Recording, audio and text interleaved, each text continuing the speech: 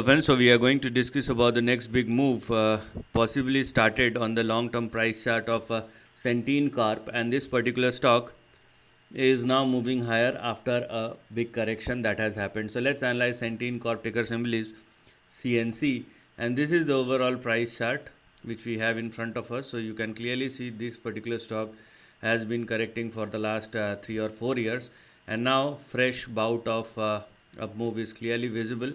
So what lies ahead is the next big question which we have in front of us, and that is what we are going to discuss as far as Centene Corp is concerned.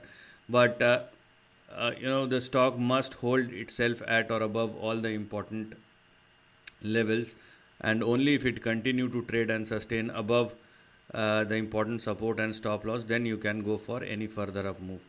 So right now, if you are looking at the overall price chart of CNC or Centene Corp, we do have these two levels to be looked at representing our support and stop loss. So make sure that you are not going below 27.9 or 28, which will be your support and stop loss on the downside.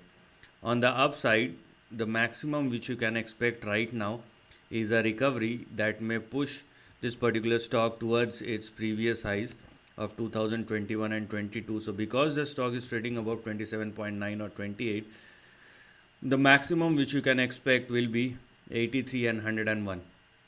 If in case this particular stock surpass and sustain above 83 and 101, then this potential range will become active over a period of time, obviously, and this is what we have in front of us as far as the big price behavior is concerned. So if in case this particular stock surpass and sustain above 101, 102, then the next big move may push this particular stock in between 300 and 700 over a period of time.